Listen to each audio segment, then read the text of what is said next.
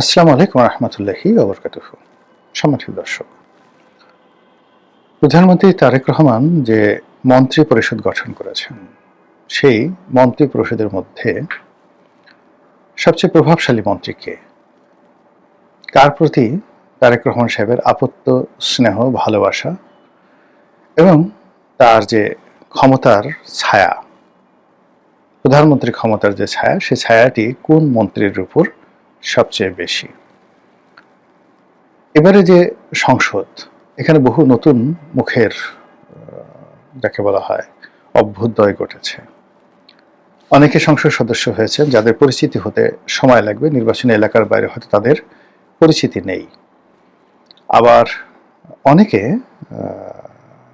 যাকে বলা হয় মন্ত্রী হয়েছেন, তো মন্ত্রী হওয়ার পরে বয়সে একেবারেই তরুণ, তারপর অন্য দল থেকে এসেছেন, এরপর নিজের দলের মধ্যেও উল্লেখযোগ্য কোনো অবস্থানে ছিলেন না, কিন্তু বড় বড় মন্ত্রিত্ব পেয়েছেন। তো সেই ক্ষেত্রে পার্টির মধ্যে, দলের ভিতরে এগুলো নিয়ে প্রচুর আলোচনা হচ্ছে এই কারণে যে বিএনপির দুঃসময়গুলোতে যারা বিএনপির ঝান্ডা তুলে ধরেছেন, রক্ত ঝরিয়েছেন, 17টা বছর ধরে জেল জুলুম হুলিয়ে খেটেছেন, কোনো অবস্থাতেই তারেক রহমান সাহেবের প্রতি তেলবাজি করেননি, কিন্তু তারেক রহমান সাহেবের প্রতি বেইমানি করেননি। বেগম জিয়ার বিরুদ্ধে কখনো যাননি, দলের বিরুদ্ধে কখনো যাননি। এরকম অসংখ্য মানুষ এইবার মন্ত্রিত্ব পাননি, আর তাদের মন্ত্রিত্ব না পাওয়ার কারণে পুরো বিএনপির মধ্যে যে রাজনীতির যে ভারসাম্য, সেই ভারসাম্য নষ্ট হয়ে গেছে। এবং এটা তারেক রহমান সাহেব আবার তাদেরকে ডেকে এনে মন্ত্রিত্ব দিলেও লাভ হবে না, ভারসাম্যটাই নষ্ট হয়ে গেছে। মির্জা আব্বাসের বাসায় কান্নার রোল, গয়েশ্বর বাবুর বাসায় হতাশা, জয়নাল আবেদিন ফারুক প্রবীণ নেতা, এরপর অ্যাডভোকেট জয়নাল আবেদিন বরিশালের যিনি সংসদ সদস্য হয়েছেন তিনি, মাহবুবউদ্দিন খোকন, তারপর অন্যান্য যারা আছেন, আলতাফ হোসেন চৌধুরী। আচ্ছা বলেন তো, এই মানুষগুলোর যে কন্ট্রিবিউশন দলের প্রতি, এবং মানে তারা যে পরিমাণ জুলুম অত্যাচার স্বীকার করেছেন, সে তুলনায় যারা মন্ত্রী পরিষদে স্থান পেয়েছেন তাদের যদি ভূমিকা চিন্তা করেন, আপনার কাছে কেমন লাগবে বলেন? কিংবা ধরুন ফজলুর রহমান, মুক্তিযোদ্ধা ফজলুর রহমান, তো তাকে যদি মনোনয়ন না দেওয়া হতো এটা বেটার ছিল। মনোনয়ন না দিলে তিনি ঠিক ফজু পাগলা হিসেবে থাকতেন, কিন্তু তিনি যখন মনোনয়ন পেলেন, নির্বাচিত হলেন, এখন পার্লামেন্টে যাবেন। এই পার্লামেন্টে ফজলুর রহমান সাহেবের সমপর্যায়ের লোক কয়জন আছেন? তার নাতির বয়সী, তার ছেলের বয়সী, তারা মন্ত্রী মহোদয় হয়ে সামনে ঘুরবেন।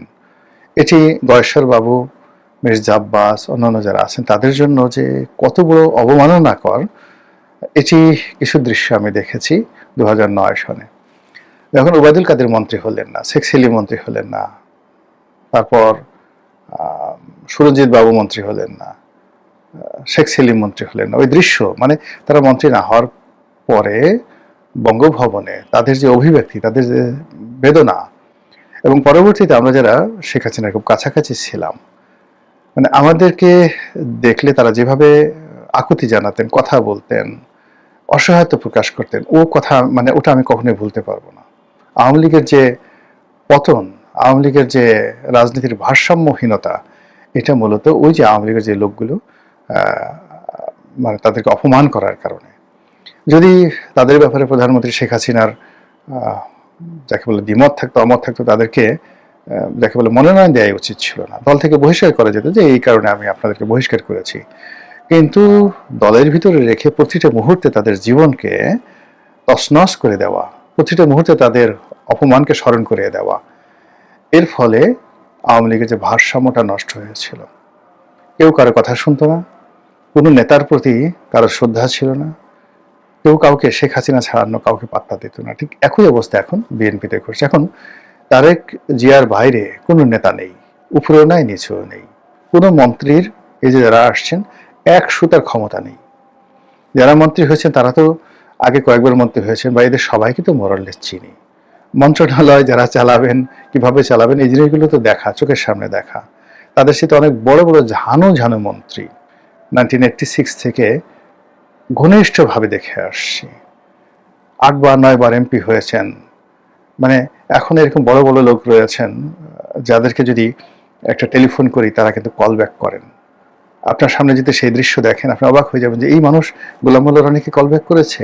এটা সম্পর্কের কারণে সেই সম্পর্কটা বজায় রেখেছে। ফলে ওই অভিজ্ঞতা থেকেই বলছি যে পরিস্থিতি তৈরি হয়েছে, সেই পরিস্থিতিতে তারেক রহমান সাহেবের যে ক্যাবিনেট গঠিত হয়েছে, একটা সিঙ্গেল ক্যাবিনেটের একজন সিঙ্গেল মেম্বার স্বতন্ত্রভাবে কোনো কাজ করতে পারবেন না। ফাইল নিয়ে আওয়ামী লীগ জমানাতে বগল দাবা করে সবাই যেভাবে ঘন্টার পর ঘন্টা শেখ হাসিনার কাছে বসে থাকতেন গণভবনে গিয়ে, যে এই ফাইলে স্বাক্ষর করব কি করব না। এমনও ঘটনা ঘটেছে একজন মন্ত্রী হয়তো 1 মাস চেষ্টা করে প্রধানমন্ত্রীর সাথে দেখা করতে পারেননি, আর প্রধানমন্ত্রীর অনুমতি ছাড়া কোনো ফাইলে স্বাক্ষর করতে মন্ত্রীদের সাহস ছিল না। এর ফলে প্রধানমন্ত্রী অপরিসীম ক্ষমতার অধিকারী হয়ে পড়েছিলেন। কিন্তু যোগ্য মন্ত্রী যারা হতেন, তোভাল সাহেব, আমর সাহেব, সঞ্জিত সেনগুপ্ত, তারা মানে প্রধানমন্ত্রীকে জানাতেন, বড় জোর টেলিফোন করতেন, কিন্তু ফাইলটা স্বাক্ষর করে ছেড়ে দিতেন। একই অবস্থা এখন এই জমানাতে যে মন্ত্রী পরিষদ হয়েছে, একটা সিঙ্গেল বিষয়ে স্বতন্ত্রভাবে স্বাক্ষর করার মতো সামর্থ্য, শক্তি, সাহস একজন মন্ত্রীর নেই। আমি এটা লিখে দিলাম। যদি কোনো মন্ত্রী বলতে পারে যে আমি যাকে বলা হয় হিম্মত রাখি, যে কোনো ফাইল স্বতন্ত্রভাবে স্বাক্ষর করবো, তারেক রহমান সাহেবকে জানানোর কোনো প্রশ্ন আসে না, যত হাজার কোটি টাকার প্রজেক্ট হোক, আমি স্বাধীন। এই কথা যদি কেউ বলতে পারেন এই মন্ত্রণালয়ের, আমি ক্ষমা প্রার্থনা করবো, যে আমার এই ভুলের জন্য আমি সরি বলবো। ফলে আপনি এই যে তারেক রহমান সাহেবকে যত সহজ দেখছেন, সরল দেখছেন, যত ইজি গোয়িং দেখছেন, এটা থাকবে না। তার মন্ত্রীরা যখন দুর্বল হয়ে যাবে, ঘন্টার পর ঘন্টা লাইন দেবে, এবং ছোটখাটো সমস্ত বিষয় তার অনুমতির প্রয়োজন হবে, এবং তার অনুমতি ছাড়া যখন কেউ সিদ্ধান্ত নিতে পারবে না, তখন সঙ্গত কারণে তিনি স্বৈরাচারী হয়ে পড়বেন। এটাই দুনিয়ার নিয়ম। এই জন্য এই যে সকল লোকদেরকে নিয়োগ দেওয়া হয়েছে, এদের ব্যাকবোন থাকাটা, মানে মেরুদণ্ড থাকাটা সবচেয়ে শক্তিশালী বিষয় এবং সবচেয়ে গুরুত্বপূর্ণ বিষয়, যেটি এই মন্ত্রণালয়ে যাদেরকে নিয়োগ দেওয়া হয়েছে তারা লাভ দিতে পারবেন, ঝাঁপ দিতে পারবেন, কথার ফুল ঝুরাতে পারবেন, আকাশ থেকে হুর নামিয়ে আনতে পারবেন, পরি নামিয়ে আনতে পারবেন, তারা ফেরেশতাদের সঙ্গে ফাইট করতে পারবেন, জিন ভূতের সঙ্গে লড়াই করতে পারবেন, বিশাল কিছু। কিন্তু ছোট্ট একটা সাইন করার ক্ষেত্রে গিয়ে যখন বলবেন, তখন দেখবেন যে হাত পা থর থর করে কাঁপা শুরু করছে, যে আমি এটা নেতার সাথে কথা না বলে পারবো না। এটাই বাস্তবতা। এনিওয়ে, যেটা বলছিলাম যে এখানে অনেককে এবার মন্ত্রী করা হয়েছে, সারপ্রাইজিং, যারা একেবারে নিউ। যেমন দেখা গেল জুনায়েদ সাকি অন্য দলের, এখন জুনায়েদ সাকি কোনোদিন এমপি হবেন, তারপরে মন্ত্রী হবেন, আমি এই নির্বাচনের মানে তার মনোনয়ন পাওয়ার আগ পর্যন্ত আমি বিশ্বাস করতে পারিনি। এরা এবং তারা নিজেরাও রাজনীতি করেছে, বাম ধারা রাজনীতি করেছে, প্রথম আলো এদেরকে প্রমোট করেছে, তারপরে মানে এটা প্রথম আলো বাই প্রোডাক্ট, প্রথম আলো প্রমোট করেছে। প্রথম আলো প্রমোট করার পর এই আমেরিকার যে ডিপ স্টেট পলিসি, সেই পলিসির মধ্যে হয়তো সার্টেন গ্রুপের সাথে যুক্ত হয়ে গেছে। এখন সে সেখান থেকে এমপি হওয়ার সঙ্গে সঙ্গে মন্ত্রী হয়ে গেছে। এখন মন্ত্রী হওয়ার পরে সে কি মন্ত্রণালয়ে পাঠিয়ে জানি না, বাট মানে সিদ্ধান্ত নিতে পারবেন না। আর তার কাছে, জুনায়েদ সাকির কাছে গয়েশ্বর বাবু, মির্জা আব্বাস কোন কাজের জন্য যাবেন, উনি বলবেন যে আমি মানে এই গলায় ব্লেড চেপে, মানে আমি গলায় ছুরি চালাবো, আমার গলায় নিজে ব্লেড দেবো, কিন্তু আমি জুনায়েদ সাকির কাছে গিয়ে আমার এলাকার জন্য কোনো কাজের জন্য চাইতে পারবো না। মির্জা আব্বাস গিয়ে নুরুল হক নুরুর কাছে, তারপরে ববি হাজ্জাজের কাছে গিয়ে ধর্ণা ধরবেন, গয়েশ্বর বাবু ধর্ণা ধরবেন, আলতাফ হোসেন চৌধুরী নুরুল হক নুরুর কাছে গিয়ে, নুরু মাননীয় মন্ত্রী মহোদয়, আমি আপনার কাছে আসছি। এটা আলতাফ চৌধুরীর জন্য বিশ্বাস করেন কত বড় একটা ব্যাপার। কিন্তু মন্ত্রী এলাকার সংসদ সদস্যকে তো যে কোনো কাজের জন্য মন্ত্রীর কাছে যেতে হয়। তার জন্য মন্ত্রীর যদি ওই ধরনের জৌলুস না থাকে, ওই ধরনের ব্যক্তিত্ব না থাকে, তাহলে অন্যান্য যারা সংসদ সদস্য তারা মন্ত্রীর কাছে যান না। আর মন্ত্রীর কাছে যদি এমপিরা না যান, তাহলে আমলারা বেশি যাবে, নিম্ন স্তরের কর্মকর্তা কর্মচারীরা বেশি যাবে, নেতাকর্মীরা বেশি যাবে, এবং এর ফলে মন্ত্রী দুর্নীতিবাজ হয়ে পড়বে, কর্মহীন হয়ে পড়বে। আর মন্ত্রীর কাছে যদি ভালো ভালো এমপিরা না যান, তাহলে মন্ত্রীকে কখনো কোনো সচিব পাত্তা দেয় না, পাত্তাই দেবে না। মন্ত্রণালয়ের একটা ডিএসও পাত্তা দেবে না, এলাকার টিওনো ওসিও পাত্তা দেবে না। একজন মন্ত্রীর সম্মান নির্ভর করে যে সেই মন্ত্রীর কাছে কতজন সংসদ সদস্য যান, তার রুমে যান, আড্ডা দেন, চা খান, এর উপর নির্ভর করবে। দ্বিতীয়ত হলো যে এই সমাজের যারা মানে বুদ্ধিজীবী জ্ঞানী গুণী লোক রয়েছেন, এই সমস্ত লোকদের সাথে মন্ত্রী কেমন খাতির। মন্ত্রীর দরবারে যদি একজন ভালো সমাজের একজন লোক, যে ধান্দাবাজি না এরকম একটা লোক মন্ত্রীর সাথে দেখা করতেছেন, মন্ত্রী বাসায় যাচ্ছেন, মন্ত্রী তার বাসায় যাচ্ছে, এটার উপর মন্ত্রীর মর্যাদা নির্ভর করবে। কিন্তু এখন আর যারা এখানে হয়েছেন, আমার কাছে এখন পর্যন্ত এদের লক্ষণ গত 17 বছর আমার কাছে আর যা হোক না কেন, মানে এদের কাছে বড় কোনো মানুষ গেছেন, বড় কোনো মানুষের সাথে এদের যোগাযোগ আছে, এরকম লক্ষণ আমি দেখিনি। ফলে ভবিষ্যৎ কি হবে খুব ইজিলি কিন্তু বোঝা যাচ্ছে, এটা রাতারাতি পরিবর্তন হবে না। এখন যেটা বলছিলাম যে এখানে বেশ কয়েকজন মন্ত্রী আছেন যাদের প্রতি জনাব তারেক রহমান সাহেবের অবারিত মানে দয়া, দাক্ষিণ্য, দোয়া, প্রেম, ভালোবাসা উপচে পড়েছে। যেমন ধরুন, শিক্ষা মন্ত্রণালয়ে তিনি এহসানুল হক মিলনকে দিয়েছেন, তার সঙ্গে সঙ্গে দিয়েছেন ববি হাজ্জাজকে। আবার এখানে পুরো বিষয়টি তদারক করার জন্য তিনি মাহাদি আমিনকে দায়িত্ব দিয়েছেন। মাহাদি আমিন তার প্রিয় ভাজন, তার উপদেষ্টা। কাজেই শিক্ষা মন্ত্রণালয়ের কোনো কাজ হবে না, লিখে রাখেন। ববি হাজ্জাজও পারবে না, এহসানুল হক মিলনও পারবে না। মিলন সাহেব আরো 2-3টা লাভ দিতে পারবেন, তিনি আগের মতো হেলিকপ্টারে চলতে পারবেন না, তার কোনো কথা মন্ত্রণালয়ে হবে না। ফলে তিনি দেখবেন যে কি হয়ে যায়, মানে বাংলাদেশের মানে মন্ত্রণালয়গুলোর মধ্যে সবচেয়ে ব্যর্থ মন্ত্রী হয়ে যাবেন তিনি। এর কারণ হলো এই মন্ত্রণালয়ে 3টি লেজ লাগিয়ে দেওয়া হয়েছে। ডক্টর এহসানুল হক মিলন তিনি নিজে, তারেক রহমান সাহেব তো আছেনই, তার সঙ্গে সঙ্গে ববি হাজ্জাজ আছে, ববি হাজ্জাজের সঙ্গে আবার মাহাদি আমিন আছে।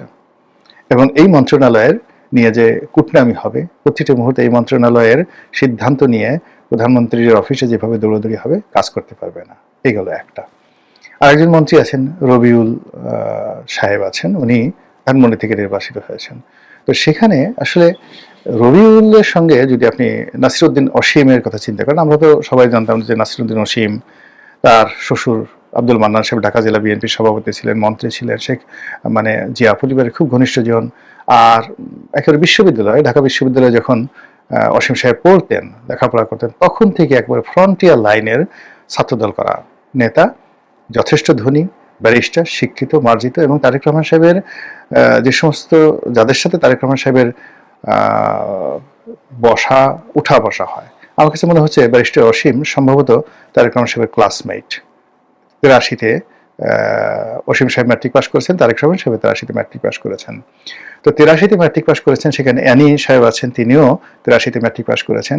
কিন্তু যদি পারিবারিক স্ট্যাটাস ধরেন, লেখাপড়ার মান ধরেন, সব দিকে বলেন, তাহলে একেবারে টপ অফ দ্য মানে লেভেল হলো ব্যারিস্টার অসীম।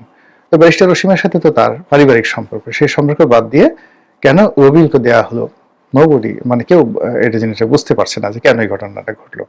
তারপরে আবার রবিউল সাহেবকে যেটা করা হলো, তাকে তিনটি মন্ত্রণালয় দেওয়া হলো, সেতু এবং যোগাযোগ মন্ত্রণালয়, সড়ক এবং সেতু যেটা ওবায়দুল কাদের দেখতেন, তারপরে নৌপরিবহন, বন্দর সহ, চট্টগ্রাম বন্দর সহ মংলা বন্দর, সমস্ত বন্দরগুলো, স্থল বন্দরগুলো যার আন্ডারে, নৌপরিবহন প্লাস ফেরিগুলো যার আন্ডারে, সেই শাহজাহান খান মন্ত্রী যেটা দেখতেন সেটা। এরপরে যেটা দেওয়া হলো সেটা হলো রেল। এখন রেল অনেক বড়, এবং এটার মধ্যে আবার কিন্তু যে মেট্রো রেলও আছে, মেট্রো রেল আছে, এক্সপ্রেসওয়ে আছে। তো এই মুহূর্তে আসলে সরকারের যে রাজস্ব বাজেট, সেই বাজেটের অলমোস্ট 40% এই 3টি মন্ত্রণালয় দ্বারা পরিচালিত হয়। তো সেই মন্ত্রণালয়টি রবিউল সাহেবকে দেওয়া হয়েছে। এখন এই রবিউল সাহেবের সাথে তারেক রহমান সাহেবের কি ঘনিষ্ঠতা রয়েছে, এটা নিয়ে বিএনপির মধ্যে যারা একেবারে ওনার একান্ত আপনজন, তারাও অনেকটা সারপ্রাইজ যে কেন দেওয়া হলো, কি করলো, কেন আমাদের প্রতি তারেক রহমান সাহেবের কি কোনো ভালোবাসা নেই, আমাদের কি তার চোখে পড়ে না, তিনি সব ভালোবাসা, সব প্রেম কেন রবিউলকে দিলেন। এই যে দেখেন যে অনেকে মন্ত্রী হয়েছেন কিন্তু স্বস্তি পাচ্ছেন না যখনই রবিউলের দিকে তাকাচ্ছেন। আবার রবিউলের কি দোষ? রবিউলের তো কোনো দোষ নেই, তিনি বয়সে তরুণ, মানে আমাদের সাথে অনেক ছোট হবেন বয়সে, তারপরে রাজনীতির তার স্যাক্রিফাইস আছে, ধানমন্ডি এলাকাতে সব ঠিক আছে, কিন্তু তিনি তো আসলে এখানে জোরাজোরি করে মন্ত্রী হননি, তাকে তারেক রহমান সাহেব দিয়েছেন, কিন্তু সমস্ত সিনিয়র যারা নেতৃবৃন্দ রয়েছেন সবাই প্রতিটা মুহূর্তে তাকে হিংসা করছে, তার দিকে গোল গোল চোখের দিকে তাকাচ্ছে, এবং তাকে যেভাবে সামনে পিছনে তুচ্ছ-তাচ্ছিল্য করা হচ্ছে, তার পিছনে যেভাবে মিডিয়া লেগেছে বা লেলিয়ে দেওয়া হয়েছে, এই উত্তাপ মনে হচ্ছে না খুব বেশি দিন তিনি সহ্য করতে পারবেন। খুব বেশি দিন সহ্য করতে পারবেন না, কেননা রাজ ক্ষমতা এরকম জিনিস যে রাজা যদি কাউকে ভালোবাসেন সারা পৃথিবী তার শত্রু হয়ে যায়, সারা পৃথিবী তার শত্রু হয়ে যায়। ফলে ওনার প্রতি যে প্রধানমন্ত্রীর আশীর্বাদ পড়েছে, ওনাকে যে সবচেয়ে বেশি প্রিভিলেজ দিয়েছে, এর ক্যারিয়ার শেষ।